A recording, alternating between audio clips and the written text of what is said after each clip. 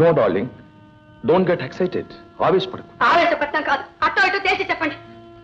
చూడు my dear, నీ మీద నాకు ఆ నమ్మకం లేకనా, కాకపోతే వాళ్ళు వీళ్ళు కూసే కూతురకు కాస్త.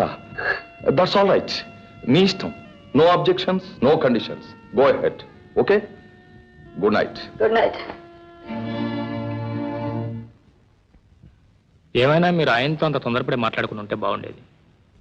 చెడుని మొలకలో తుంచేయడమే మంచిది రవి. అవుననుకోండి, వాడు బాధపడటంలో మాత్రం న్యాయం లేదంటారా? రవి, ఎవరో బాధపడతారని, ఏదేదో అనుకుంటారని మనం బాధపడడం మొదలెడితే జీవితంలో ఏదీ సాధించలేం. అన్నా చెల్లెల్ని, తల్లి కొడుకుల్ని కూడా అనుకుంటుంది ఈ లోకం. అది నిజమేననుకోండి, కానీ రవి,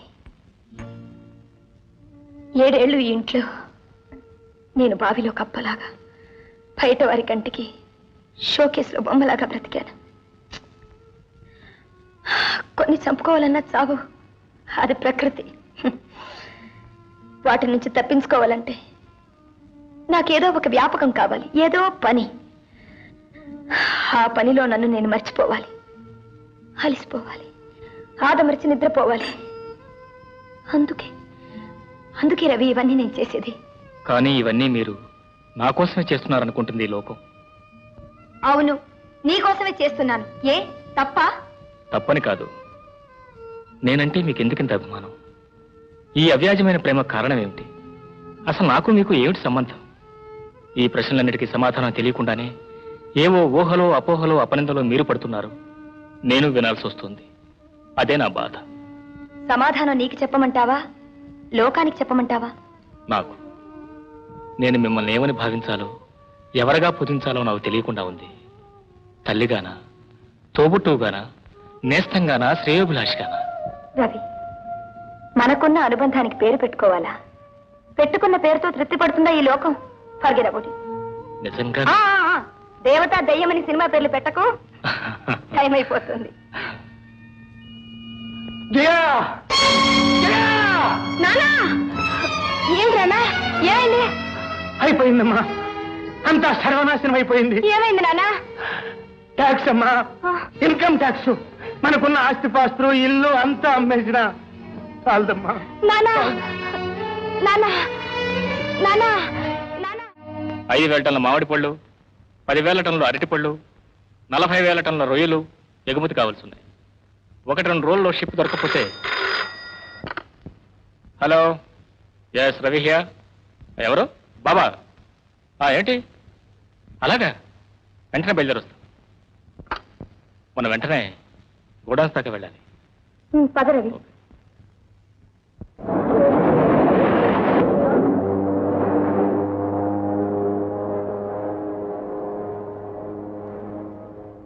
మై గాడ్, ఇంత సరుకు రవాణా చేయడం నిలిచిపోయిందా? అంతేకాదు, ఇప్పుడున్న పరిస్థితులు బట్టి ఈ సరుకంతా పంపించడానికి 10 రోజులు టైం పడుతుంది. అంతవరకు మనం షిప్ వచ్చే ఛాన్స్ లేదు. ఒకవేళ దొరికినా కూడా లాభం లేదు, ఎందుకంటే ఇందులో సరుకంతా పాడైపోతుంది. అందుకని మనం అర్జెంటుగా కంపెనీ మూసేసి బయటపడడం చాలా మంచిదండి. Please please. Hello, is it East India shipping company? I'm Ravi, managing director of Ravi enterprise speaking. Oh thank you sir, thank you very much. All right sir, okay bye. ఏమిటి రవి, ఏమైంది? ఎలాగో ఈసారికి బయటపడ్డాం. Thank God. ఈ రోజే మన సరుకంతా ఎక్స్పోర్ట్ అవుతుంది. కానీ మనకేం లాభం మిగలదు. నష్టం వస్తుందా? నష్టం రాదనుకోండి, ఇలాంటి అవంతరాల్లో వ్యాపారం మనం చేయలేం. అలా అని ఇంత పెద్ద వ్యాపారాన్ని క్లోజ్ చేస్తావా రవి? అది చేయలేమనుకోండి, కానీ దీనికి పరిష్కార మార్గం ఆలోచించాలి. సీరియస్గానే ఆలోచించాలి.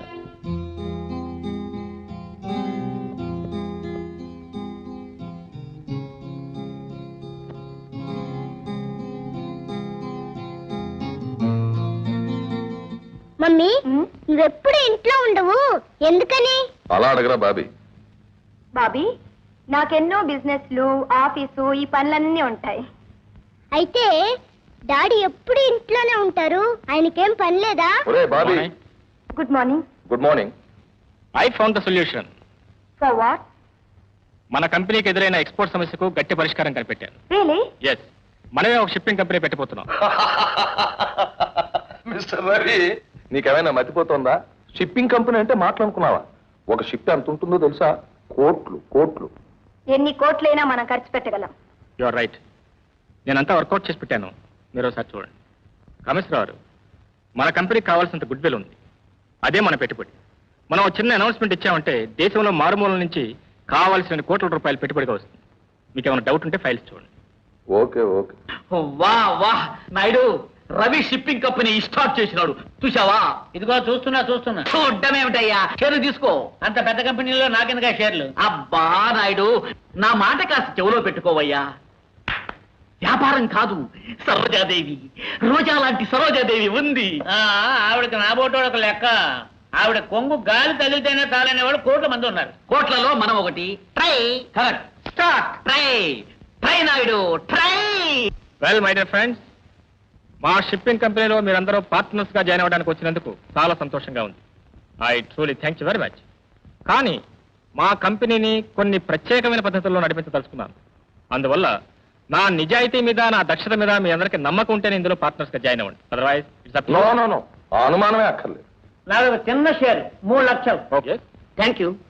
రవి సాబ్, 2 లక్షలు కొత్త నోట్లు యాక్సెప్ట్ విత్ దిస్ పెట్టా.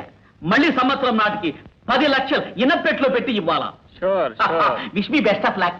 Mine is 3 lakhs. Mister Ravi, my share 5 lakhs. 2 lakhs. Mine is 3 lakhs. Very good.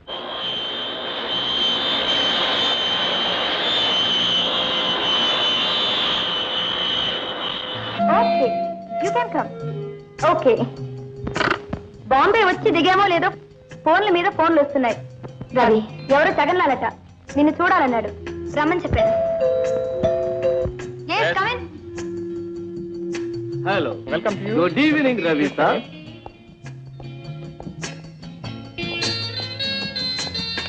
Take your seat sir. देखिए రవి సాబ్, yes sir. వీళ్ళు అంతా నా ఫ్రెండ్స్. Is it? బాంబేలో బడా బడా బిజినెస్ మ్యాగ్నెట్స్. మీ గురించి, మీ షిప్పింగ్ కంపెనీ గురించి మా ఆస్థాన అంతా లెటర్ లో రాశారు. మేమందరం మీ కంపెనీలో షేర్స్ ఖరీదు చేయడానికి వచ్చాం. మా షిప్పింగ్ కంపెనీలో షేర్స్ కొంటారా? మేము వెళ్ళి ఆలోచించి లెటర్ రాస్తామండి. నో నో మేడం, మీరు ఆలోచించాల్సిన అవసరం లేదు. మాకు షేర్స్ ఇచ్చి తీరాలి. తప్పదు. మీకు జల్దీ ఎన్ని క్రోర్స్ కావాలో చెప్పండి.